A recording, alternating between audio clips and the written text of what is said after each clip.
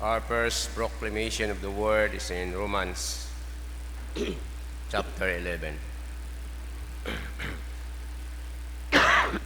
For the gifts and the calling of God are irrevocable. For as you were once disobedient to God, yet have now obtained mercy through their disobedience, even so, these also have now been disobedient, that through the mercy shown you, they also may obtain mercy.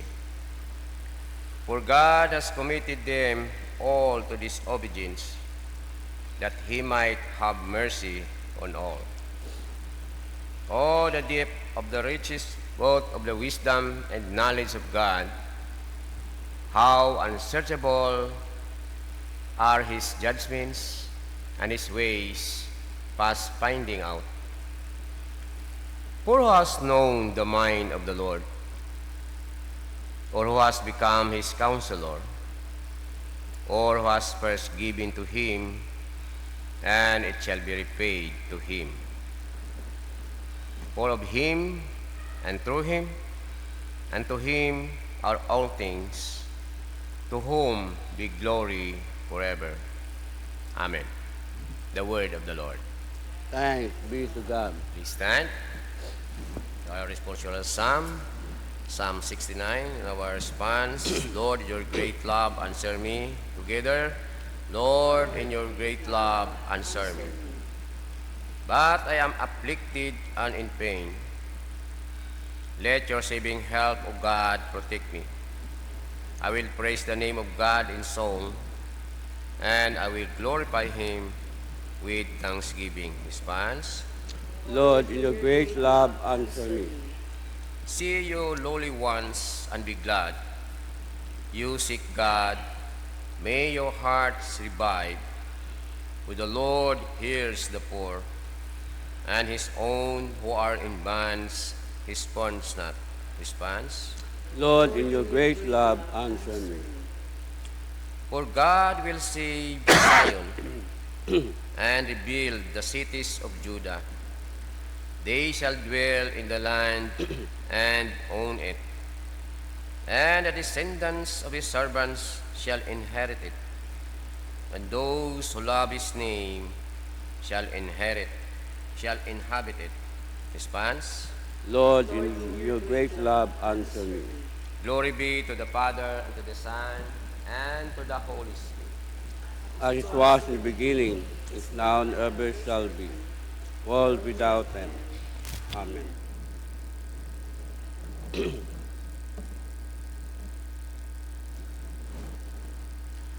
The Lord be with you. With your spirit.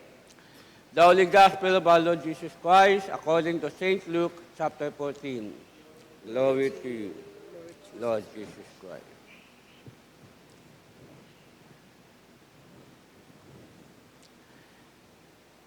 Then he also said to him who invited him, when you give a dinner or a supper, do not ask your friends, your brothers, your relatives, your rich neighbors, lest they also invite you back and you'll be repaid. But when you give a feast, invite the poor, the maimed, the lame, the blind, and you will be blessed, because they cannot repay you, for you shall be repaid at the resurrection of the just. The Gospel of the Lord. Praise to you, Lord Jesus Christ.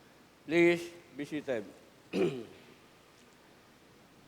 Sa aton nga Gospel, yes, sa St. Luke chapter 14, verse 12 to 14. Lo atong ginangsong Jesus, nagambal sa nagkangay kana sa prensyon. Kung magkangay ka sa imong handaan, di yung pagkangayon, di magmanghod, o igbata, o amigo, o amiga, na may mga kaya, no? O manggaranon. yabigid mo mga kalapit bagay. Imong ka ngayon, pag may okasyon, hayra to mga pobre. Ngani sa aton niya, pagpangabuhi bilang Pilipino, di gid mawala nga may nagangay kita mga may kaya, no? Mga amigo, bigid kong manggalanon. Hindi kita rin mawala, haman. Hey, kundi mo pagkangayon, nabigid, imo idmanghod, no? Amigo, amiga, ay basi kung magsunggod, no? Agdi magmuroon kimo, aglibak kon ka pa. Hay, di kita di magawa sa isang Pilipino, una gitaron, nakangay magib, para nga di masama sa inyong pag-amiguhan o pag-amigo. Pero, yan ba ginarmay ka la, nag-imbay ka na, nag-imbay ka ng aparisyo, banana, kung nakangay ka mana, imo kangay mana, pobre, abigit may bulag, pilay, no? May mga diferensya ba? Ngani ay, kung magkangay ka ay, Ginoo ta magabawas kimo dahil sa iyo Ginoo, dahil nga mga pobre, hindi rin makabawas kimo pag may anda nga okasyon. Pero kung manggalanon, hay, simple, ga-expectar karon kantay, simple, kangay mo sanda, ga-expectar kauting ka, nga kangayin ka. Amen? Pero pagpadon mo nga Ginoo, nga sa ato nga pagpangabuhi, ay digid mawala di mga butang nga kato mga tradisyon mga Pilipino. May nakangay gib, nga may mga kaya gib. Ngani, daya pagpadumdum katon nga, ginalimayin kita Ginoo, nga atong kangayon, do atong neighbor abigid, kung mga pobre, nga hindi makasalang, no, makabalos kimo. Nadumduman ko anay, taga itong 50th birthday ko, no, ay, nga gakangay kita ako sa mga akong mga kilang mga pobre nga di makasalang kabigid kung doon nga ay nakikita mo ang pamilya mo kauuy ba ag din na experience na kung doon pag nakangay yung sanda nalipay yung sanda nakangayin mo pero hindi gid mawala tunay amigo amiga kinakangay gid amen ag kabigid ko may kaya haman. Ay siyempre, understood doon, nakangay ka man, di ba? So, makita natin niya, importante ka na, tagipusoon, nga willing ka kangay, o pobre man, o manggalanon. Ngani, kung nahimo natin sa aton nga, isig katawo, alabigid sa lato nga imuging kangay, nga di makasalang, no? May okasyon sanda, ay di sila makakangay kay model, simple, pag pobre ay sanda-sanda lang, simple, di ba? Ag doon na experience mo nato doon, kung wakita ikasala maganda, maghinanda kasi mo, alangan naman mag-inutang kating, tapos problema ka kung pagkagap magbayaran, di ba? Mayag hindi ka lang maghanda. Pero kung may kasalan ka, ag may mga ginakangay, kangaya. Kabigid, sa mga pobre. Nga hindi mo kasalang, magabawas mo. Haman, kung kita nagkakangay sa mga pobre, ay Ginoo, kantigo magbawas mo. Amen?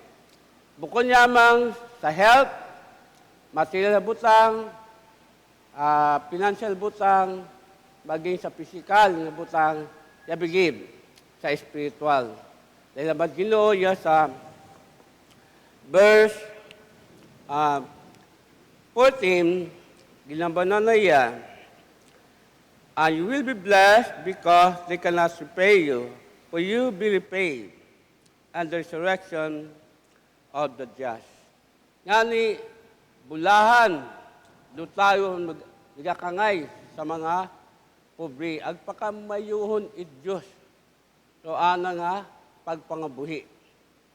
Agyabi sa tanan, bukod yamang kita kangay sa mga daan, kung daw man natin sa ibang aspito, yabigid sa mga imo, pag nagayapit kimo siyang katawo, ya kinangat bulig, ya bigig, ya pakalimos, hindi rin kita magduha, magtao, buligan naton. No? Kung pila imo masalangan. Importante, halingid sa imo nga tagipusoon. Dahil, yung Ginoo, magabawas kimo, ag ikaw hay pagpalaon. Pagpalain ni Diyos. Hasta sa katapusan, kung naimong naubra sa mga sigat tao, hamayad, agduyom, makataot glory ka na. Amen?